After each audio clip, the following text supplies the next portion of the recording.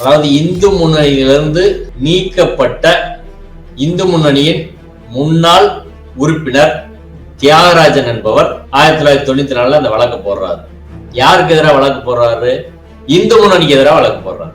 அவர் என்ன சொல்றாரு? இந்து முன்னணிக்காரங்க திட்டமிட்டு இங்க போய் பிரச்சனை பண்றாங்க, அவங்க அதை செய்வதை தடை செய்ய வேண்டும் என்பதுதான் வழக்கு. கார்த்திகை தீபம் இங்கதான் ஏத்துவோம்னு சொல்லி சொல்றாங்க, வழக்கு போடுறாரு. அந்த வழக்கு தான். ஆனா இன்னைக்கு வெளியில எப்படி அதை கொண்டு வராங்கன்னா, ஏதோ இந்து முன்னணி வழக்கு போட்டு அவர்களுக்கு சாதமான ஒரு தீர்ப்பை பெற்று இருப்பதை போல ஒரு கருத்து உருவாக்குறாங்கல்ல. அப்படி கிடையாது. அது இந்து முன்னணியிலிருந்து நீக்கப்பட்டவர் இந்து முன்னணி ராமகோபாலனுக்கு எதிராக போடப்பட்ட வழக்கு தான் 1996 வழக்கு. ராம ரவிக்குமார் இந்த பழக்கம் தர்கா பக்கத்துல உள்ள இடத்துல கார்த்திகை தீபம் ஏற்றுவது பல நூற்றாண்டுகளாக நடைமுறையில் இருந்தது என்பதற்கான ஆதாரத்தை நீதிமன்றத்தில் அவர் கொடுக்கணும். ஒரு டாக்குமெண்ட் கிடையாதுங்க அவர் கொடுத்த மனு. இப்ப உள்ள சில போட்டோஸ் நம்பிக்கையின் அடிப்படையில் கொடுத்திருக்கிறாங்க. நம்பிக்கைன்னு கூட சொல்லல. அவர் எந்த ஆதாரமும் கொடுக்கல. ஒரு ஆதாரம் கொடுக்காம 96 இப்படி சொல்லி இருக்கிறாங்க அப்படின்னு அவங்களுக்கு எதிராக போடப்பட்ட வழக்கு உதாரணமா காட்டி அது சொல்றாங்க. மக்கள் பிரச்சனையை பத்தி பேசாம இன்னைக்கு கல்விக்கு மருத்துவத்துக்கே ஒருத்தர் வாழ்நாளிக சம்பாதிக்கிறது அத்தனையும் போயிடுது. வீட்டு வாடகை, கல்வி, மருத்துவம் இதுக்கே போயிடுது. இந்த பிரச்சனையெல்லாம் பேசாம பிஜேபி எப்ப பார்த்தாலும் ஆடு ஒளி வெட்டக்கூடாது, கந்த சஷ்டி கவசம் பாடணும், இங்க மலையில போய் கார்த்திகை தீபம் இந்த இடத்துல தர்கா பக்கத்துல ஏத்தணும், இப்படியா ஒரு பிரச்சனை பண்ணிட்டு இருக்க ஒரு கட்சி இந்த தமிழ்நாட்டுக்கு தேவையா என்பதை மக்கள் சிந்திக்க வேண்டும். நேயர்களுக்கு அன்பார்ந்த வணக்கங்கள். இன்று நம்மோடு நேர்காணல் பேசுவதற்காக வழக்கறிஞர் திருமிகு வாஞ்சிநாதன் அவர்கள் நம்மோடு இருந்திருக்கிறார். வாருங்கள் அவரோடு பேசலாம். சார் வணக்கம். சார் வணக்கம் சார். திருப்பரங்குன்றம்ல என்னதான் நடக்குது? இப்போ கார்த்திகை தீபம் நெருங்கிக்கிட்டு இருக்குது. முதல்ல திருப்பரங்குன்றம் மலை மேல ஆடு கோழி வெட்டக்கூடாது அப்படின்னு சொல்லி பிரச்சனை பண்ணாங்க. இப்போ கார்த்திகை தீபம் அப்படிங்கிறது மலை மேலதான் ஏத்தணும் அப்படின்னு சொல்லி பிரச்சனை பண்ணிட்டு இருக்காங்க. எப்படி பாக்குறீங்க? என்ன நடந்துட்டு இருக்கு? அதாவது திருப்பரங்குன்றத்தை ஒரு மிகப்பெரிய ஒரு திட்டமாக சங் பரிவார அமைப்புகள் கையில் எடுத்து அதற்கான வேலையை தொடர்ந்து பண்ணிட்டு இருக்காங்க. எப்படி பாபர் மசூதியில பிரச்சனையை ஒரு நீண்ட காலம் பிரச்சனையாக மாற்றி அதன் வழியா இந்திய அளவுல மிகப்பெரிய செல்வாக்கை பெற்று ஆட்சியை பிடித்தார்களோ, அதே போல கர்நாடகாவில் பாபா புதன்கிரியில அதே மாடல தான் பண்றாங்க. தமிழ்நாட்டுல ஆட்சியை பிடிப்பதற்கு திருப்பரங்குன்றத்தை கையில் எடுத்திருக்கிறாங்க அப்படின்றதான் தெரியுது. அந்த பிரச்சனையை மையப்படுத்தி தான் ஒரு வருஷமா தொடர்ந்து அதற்கான வேலையில அவங்க ஈடுபட்டு வராங்க. ஏற்கனவே இந்த வருட ஆரம்பத்துல பிப்ரவரி மாதம் 4ஆம் தேதி திருப்பரங்குன்ற கோயில்ல புகுந்து பிரச்சனை பண்ணி அன்றைய தினமே பல ஆயிரம் பேரை வெளியூர்ல இருந்து திரட்டி கொண்டு ஒரு பெரிய போராட்டத்தை நடத்துறாங்க. அந்த போராட்டத்துல திருப்பரங்குன்றத்தை அயோத்தியாக மாற்றுவோம் அப்படின்னு கச்சிராஜா பேசினாரு. அதுக்கு எஃப்ஐஆர் எல்லாம் போட்டாங்க. ஆனா அதுக்கப்புறம் எந்த நடவடிக்கையும் கிடையாது. அதன் பிறகு தொடர்ச்சியாக முருக பக்தர்கள் மாநாட்டை இந்து முன்னணி நடத்தியது. அந்த முருக பக்தர்கள் மாநாட்டுல அரசியல் பேச மாட்டோம் என்று சொல்லிவிட்டு நீதிமன்றத்தில் வாக்குறுதி அளித்து அதை மீறி அங்க அரசியல் பேசினாங்க. திமுக ஓட்டு போடக்கூடாதுன்னு சொன்னாங்க. இந்துக்களுக்கு எதிரான கட்சிகள் ஓட்டு போடாதுன்னு சொன்னாங்க. அந்த முருக பக்தர்கள் மாநாட்டில் நிறைவேற்றப்பட்ட தீர்மானங்களில் முதல் தீர்மானம் கார்த்திகை தீபம் திருப்பரங்குன்ற மலையில் ஏற்றுவோம் அப்படின்றதுதான். இப்ப கார்த்திகை தீபம் ஏத்துறதை யாராவது பிரச்சனை பண்றோமா? அதை எதுக்கல யாருமே. கார்த்திகை தீபம் எல்லா ஊர்லயும் ஏத்துறாங்க, எல்லா மலையில ஏத்துறாங்க. திருவண்ணாமலையிலிருந்து திருப்பரங்குன்றம் வரை யாருக்கு எந்த பிரச்சனையும் கிடையாது. அது மக்களுடைய ஒரு வழிபாடாக இருக்கும் வரை அதுல எந்த பிரச்சனையும் இல்லை. ஏற்கனவே திருப்பரங்குன்றம் மலையில உச்சி பிள்ளையார் கோயில் என்ற இடத்தில் அது பக்கத்தில் உள்ள மண்டபத்துல 100 வருஷத்துக்கு மேல கார்த்திகை தீபம் கோயில் நிர்வாகத்தின் சார்பிலே ஏற்றப்படுகிறது. அதுல இன்னைக்கு வரை எந்த பிரச்சனையும் கிடையாது.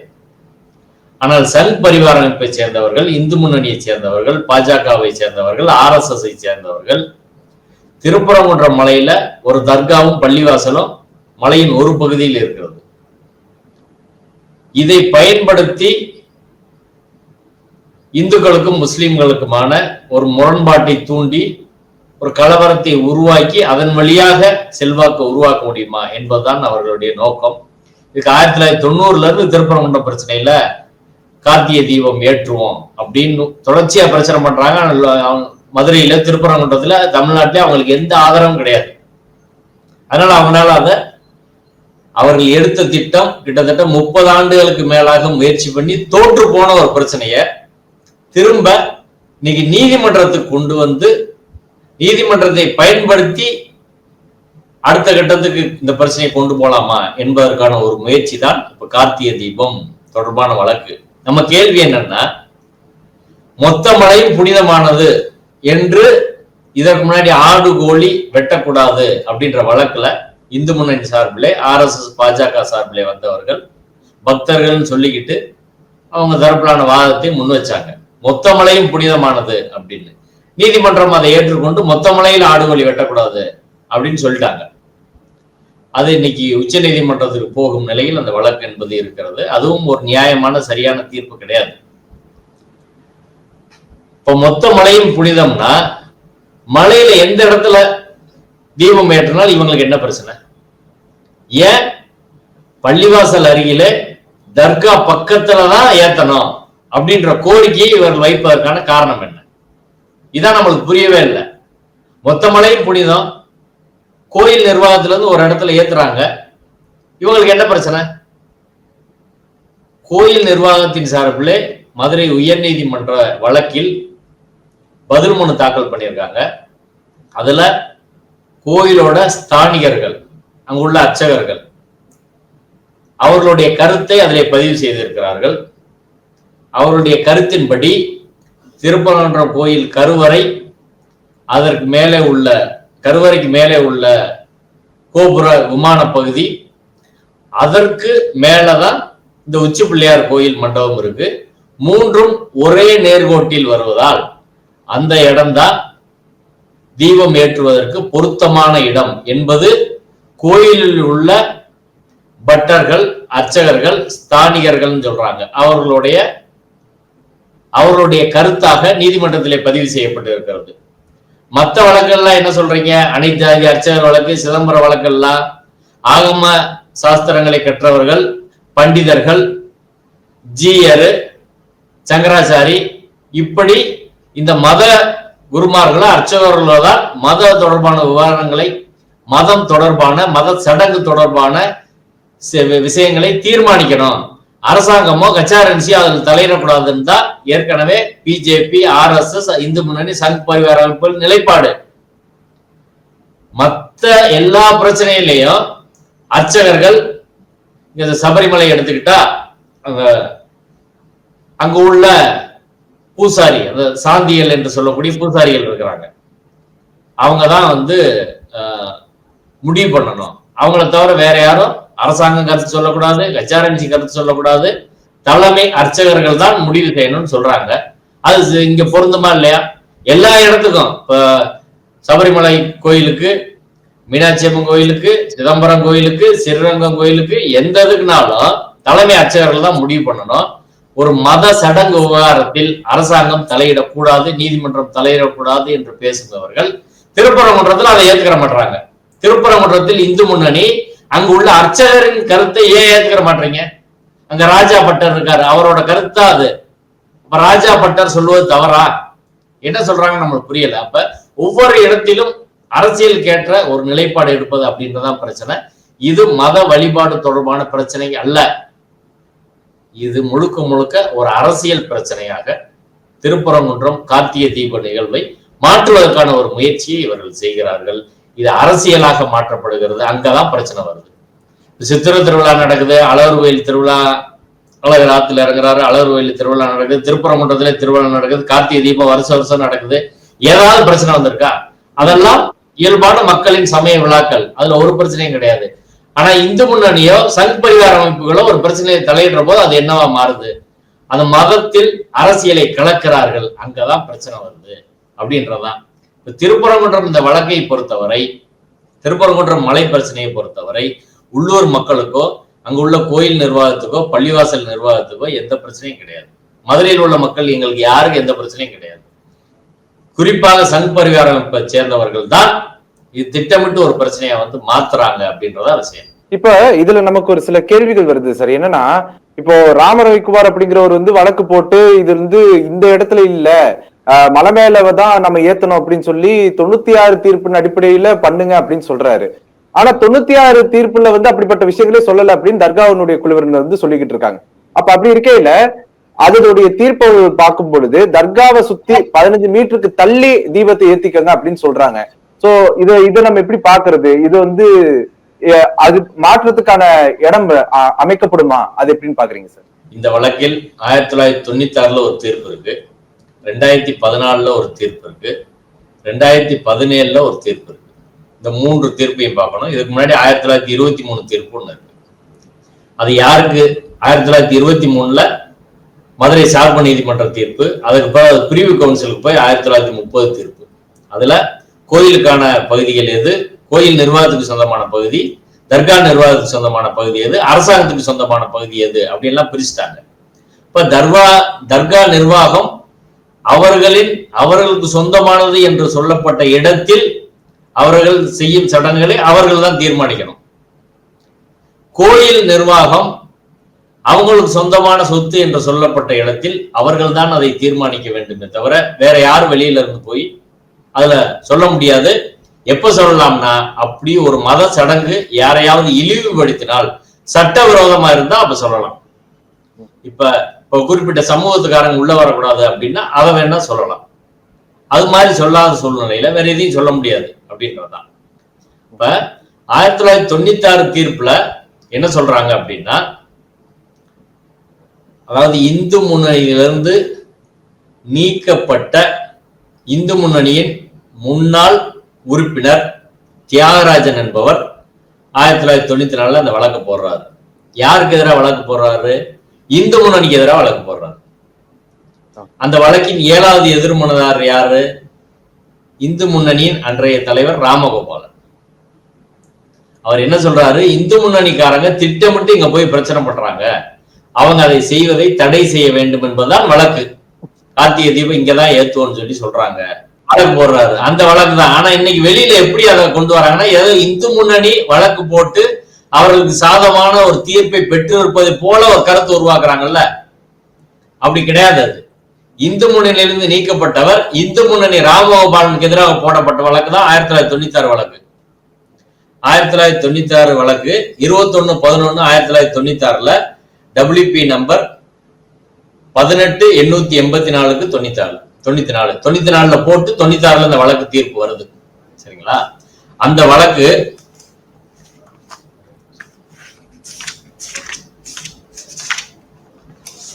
அந்த வழக்கின் தீர்ப்பை வழங்கிய நீதிபதி பேர் திரு கனகராஜ். அந்த வழக்கின் தீர்ப்பில் சாரம் என்னன்னா, ட்ரெடிஷனலா தொடர்ச்சியாக உச்சி பிள்ளையார் கோயில் அருகில் கார்த்திகை தீபம் ஏற்றப்பட்டு வருகிறது.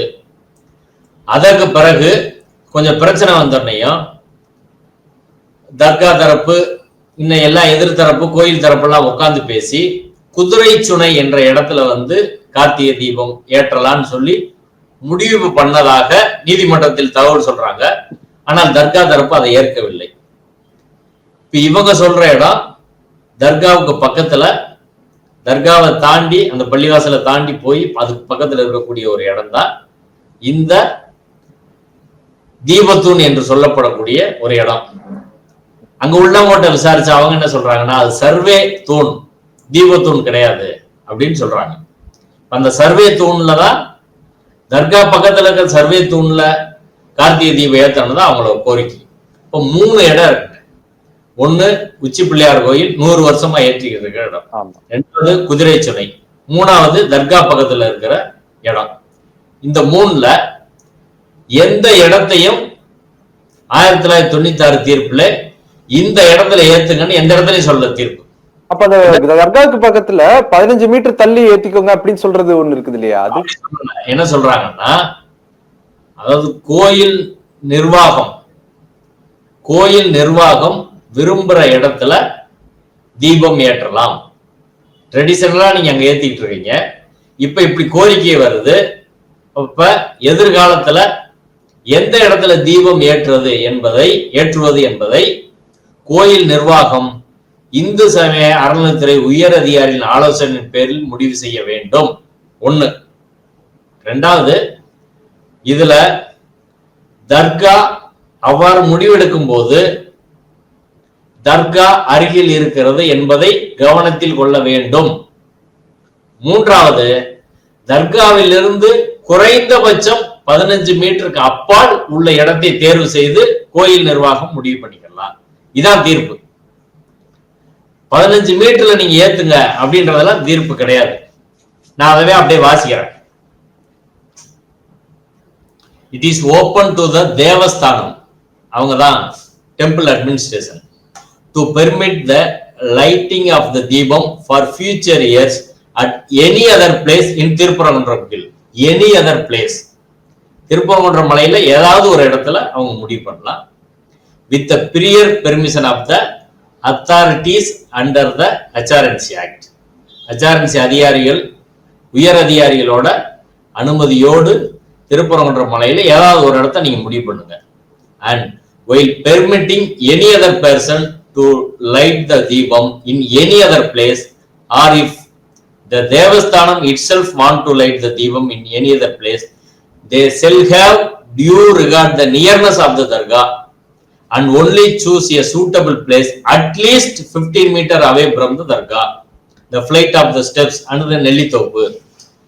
அந்த நெல்லித்தோப்புக்கு போற இஸ்லாமியர்கள் அந்த தர்காவுக்கு போற பாதை, அந்த நெல்லித்தோப்பு, தர்கா, இதுல இருந்தெல்லாம் குறைஞ்சபட்சம் 15 மீட்டர் தாண்டி ஏதாவது ஒரு இடத்துல கோயில் நிர்வாகம் முடிவு பண்ணுங்க அப்படின்னு சொல்றாங்க. அதற்கு முன்னாடி என்ன சொல்றாங்கன்னா, அதே தீர்ப்புல இது 3வது பாரா 4வது பாரா ஃபைண்டிங்ஸ் 4 இருக்கு. 2வது பாரால என்ன சொல்றாங்கன்னா, ordinarily in the traditional place of mandapam at Subramaniya Swamy temple near உச்சி பிள்ளையார் கோயில். ட்ரெடிஷனல் பிளேஸா உச்சி பிள்ளையார் கோயில்ல சொல்றாங்க. இப்போ கோயில் நிர்வாகத்துக்கு ராம ரவிக்குமார் மனு கொடுக்குறாரு. அவங்க என்ன சொல்றாங்கன்னா, அவர் மனுவை நிராகரிச்சுட்டு, அவர் மனுவுல எந்த இடத்துல இந்த இடத்துல ஏத்தனலாம் சொல்லல, ட்ரெடிஷனல் பிளேஸ்ல ஏத்துங்கன்னு சொல்றாங்க. அவங்க ட்ரெடிஷனல் பிளேஸா நாங்க உச்சி பிள்ளையார் கோயில்ல ஏத்தணும்னு சொல்லி அவர் மனுவை நிராகரிச்சிட்டாங்க. அப்ப 1996 தீர்ப்பு தொடர்பான தவறான தகவலை பரப்பக்கூடாது. தர்கா பக்கத்துல ஏத்தணும்னு சொல்லல. நீதிபதியோட கருத்து என்னன்னா, தர்கா பக்கத்துல ஏத்தாதீங்கன்றதா நீதிபதியோட கருத்து. தர்கா இருக்குது, அதனால இதை கணவத்துல வச்சு குறைஞ்சது 15 மீட்டர் தாண்டி தள்ளி வச்சுக்கோங்க அப்படின்றதான் புதுசா இடம் செலக்ட் பண்ணா. அதை யார போய் பண்ணணும்? கோயில் நிர்வாகம் தான் பண்ணணும். அப்ப கோயில் நிர்வாகம் எல்லா விஷயத்தையும் யோசிச்சு அவங்க உச்சி பிள்ளையார் கோயில் தான் அவங்க கோயிலோட அர்ச்சகர் சொல்ற இடத்துல அவங்க முடிவு பண்றாங்க. இதைதான் சொல்லியிருக்கிறாங்க. இதுல என்ன பிரச்சனை? இப்ப 1996 தீர்ப்பு அவங்களுக்கு சாதகம் என்று சொல்வது தவறு. 2வது, 96 தீர்ப்பு அவங்களுக்கு சாதகம்னு அவங்க கருதி இருந்தால் ஒரே வருஷத்துக்குள்ள அவங்க நீதிமன்ற அவமதிப்பு போட்டு அதை முடிவு பண்ணிருக்கணும். ஒரு வருஷம் தாண்டிடுச்சுன்னா அந்த தீர்ப்பை அமல்படுத்த முடியாது. யாரும் நீதிமன்றத்துக்கு போக முடியாது. ஒண்ணு அவங்களுக்கு சாதகம் கிடையாது. சாதகம் அவங்க நினைச்சாலும் ஒரு வருஷத்துக்குள்ள கண்டெம்ட் ஆஃப் கோர்ட் போட்டிருக்கணும். அது போடல. அடுத்து 2014 சுப்பிரமணியன் என்பவர் ஒரு வழக்கு போடுறாரு. இந்த உச்சி பிள்ளையார் கோயில்கிட்ட தீபம் ஏற்றுறாங்களே, அந்த தீபம் ஏற்றுவது என்பது ஆகம விதிகளுக்கு முரணானது. அது மோட்ச தீபம் ஏற்றும் இடம், அங்க ஏற்றக்கூடாது. அதனால மாற்றி மலை உச்சியில, இந்த தர்கா பக்கத்துல மலை உச்சியில தான் தீபம் ஏற்றணும் அப்படின்னு சொல்லி கோரிக்கை வைக்கிறாங்க. அந்த வழக்கை விசாரித்த மதுரை உயர் நீதிமன்ற நீதிபதி திரு வேணுகோபால் அவர்கள் 4/12/2014 அந்த வழக்கை தள்ளுபடி செய்தார். என்ன காரணம் சொல்லி தள்ளுபடி செய்தார்னா, உச்சி பிள்ளையார் கோயில் அருகே கார்த்திகை தீபம் ஏற்றுவது ஆகம விதிகளுக்கு முரணானது என்பதற்கான எந்த ஒரு நீதிமன்றத்தில் தாக்கல் செய்யலாம், டிஸ்மிஸ் பண்ணிட்டார். அதுக்கப்புறம் இவருக்கு என்ன லீகல் ரைட் இருக்குன்னு அவர் ப்ரூவ் பண்ணலன்னு சொல்லிட்டாரு. இதுக்கு எதிராக அப்பீல் போறாங்க. அப்பீல்ல 7/12/2017 நீதிபதிகள் திரு கல்யாண சுந்தரம், பவானி சுப்பராயன் அமர்வின் தீர்ப்புல மிக தெளிவாக அந்த சுப்பிரமணியனோட ரிட் அப்பீலும் டிஸ்மிஸ் ஆயிருது. அதுல மிக முக்கியமா என்ன சொல்றாங்கன்னா, இதே கருத்து ஆகமத்துக்கு முரணானது எங்கேயுமே நீங்க சொல்லல. 2வது, அங்க பல 10 ஆண்டுகளாக கோயிலும் தர்கா நிர்வாகம் இணைந்த அமைதியான முறையில் உச்சி பிள்ளையார் கோயில் பக்கத்துல தீபம் ஏற்றுற போது அந்த அமைதியை, நிம்மதியை ஏன் சீர்குலைக்கணும், அந்த இடத்துல பண்ணலாம்னு சொல்லி டிஸ்மிஸ் பண்ணிட்டாங்க. இப்ப ஏற்கனவே இந்த வழக்கு 2 நீதிபதிகள் கொண்ட அமர்வால் தீர்மானிக்கப்பட்ட பிறகு ராம ரவிக்குமார வேற யாரும் என்ன செய்யணும்னா அந்த வழக்கை இவர்கள் கோரிக்கை ஏற்கனவே நிராகரிச்சிட்டாங்க. 2 நீதிபதிகள் தீர்ப்பு கொடுத்தா அதுக்கு மேல அப்பீல் எங்க வரும்? சுப்ரீம் கோர்ட் தான் வரும், அல்லது ரிவ்யூ போடலாம். 2 தான் அவங்களுக்கு ஆப்ஷன். அதனால அவங்களுக்கு என்ன இறுதியில அவங்களுக்கு என்ன கிடைச்சிரும் அவங்களால? அவங்க அதை சாத்தியப்படுத்தி அவங்க சொல்றதை அவங்க சாத்தியப்படுத்திடுவாங்களா, இல்ல பழைய முறையே பின்பற்றக்கூடிய முறை வரும்னு நினைக்கிறீங்களா? இல்ல, இப்ப இன்னைக்கு தேதி வரை 2 நீதிபதிகள் அமர்வு தீர்ப்பு இங்க இருக்கு. இப்ப ஒரு நீதிபதி திரு GR சுவாமிநாதன் அவர்களும் இந்த வழக்கை கொண்டு போறாங்க. முதல்ல இந்த வழக்கு விசாரணைக்கு ஏற்று கூடாது. ஏன்னா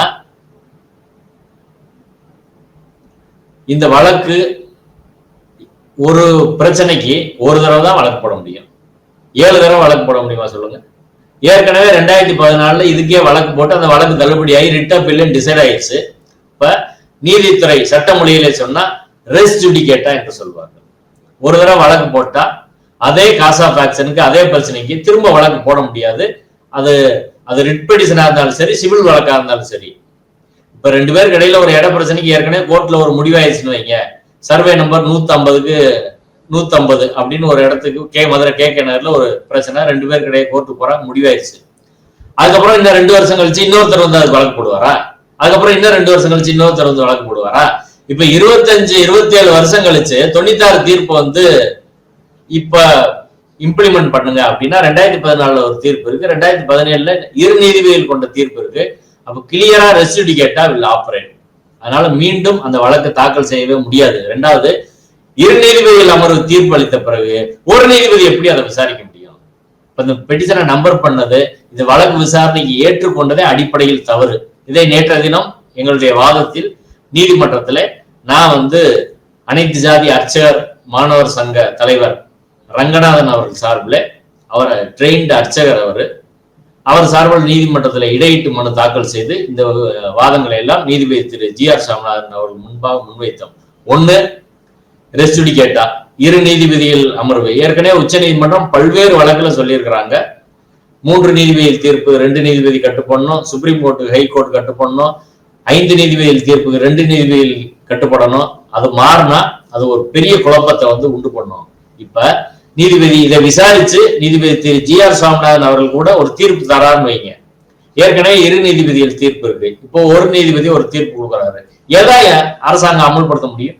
குழப்பம் வருமா இல்லையா? மக்கள்கிட்ட குழப்பம் வருமா இல்லையா? இப்ப இப்படியான முரண்பாடுகளை தவிர்க்கத்தான் இந்த ஜுடிஷியல் ஹையரார்கி ஃபாலோ பண்ணா அது ஜுடிஷியல் டிசிப்ளின் சொல்றாங்க. 1. 2வது விஷயம், அரசியல் சட்டத்துல மிக தெளிவாக ஆர்டிகல் 25ல அது constitutional morality, public order, health, இந்த 3 விஷயங்கள்ல ஒரு பழக்கம் வழக்கம் மரபு சடங்கு இந்த 3 விஷயங்களுக்கு எதிராக இருந்தால் அப்பதான் ஒரு அரசாங்கமோ கோர்ட்டோ அதுல தலையிட முடியும். ஒரு பழக்கம் வழக்கம் சடங்கு அது பப்ளிக் ஆர்டருக்கு எதிராக இருக்கு, கான்ஸ்டிடியூஷனல் மொராலிட்டிக்கு எதிராக இருக்கு, ஹெல்த்துக்கு எதிராக இருக்கு. இப்போ கொரோனா பீரியட்ல நான் என் மத சடங்கு பண்ணுவேன் அப்படின்னு நம்ம சொல்ல முடியாது.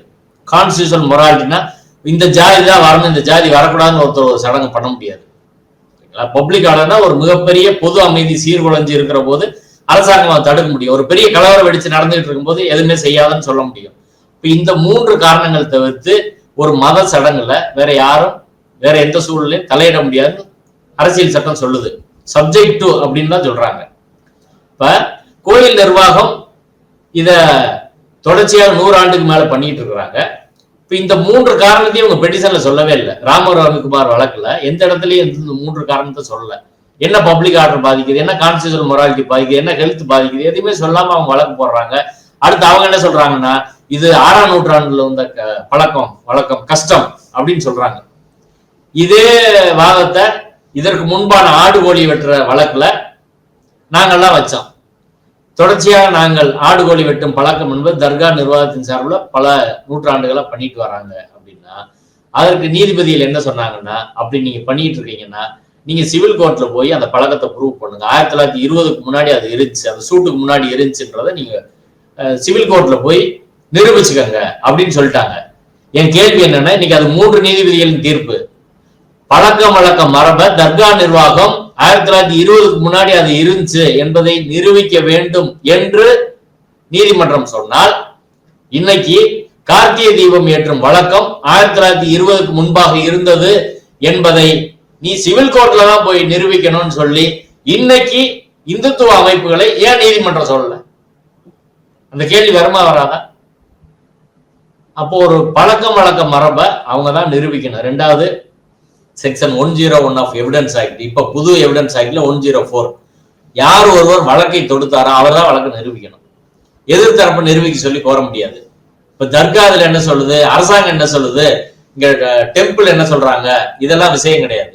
ராம ரவிக்குமார் வழக்கு போடுறாரா? ராம ரவிக்குமார் இந்த பழக்கம் தர்கா பக்கத்துல உள்ள இடத்துல கார்த்திகை தீபம் ஏற்றுவது பல நூற்றாண்டுகளாக நடைமுறையில் இருந்தது என்பதற்கான ஆதாரத்தை நீதிமன்றத்தில் அவர் கொடுக்கணும். ஒரு டாக்குமெண்ட் கிடையாதுங்க. அவர் கொடுத்த மனு இப்ப உள்ள சில போட்டோஸ் நம்பிக்கையின் அடிப்படையில் கொடுத்திருக்கிறாங்க. நம்பிக்கைன்னு கூட சொல்லல.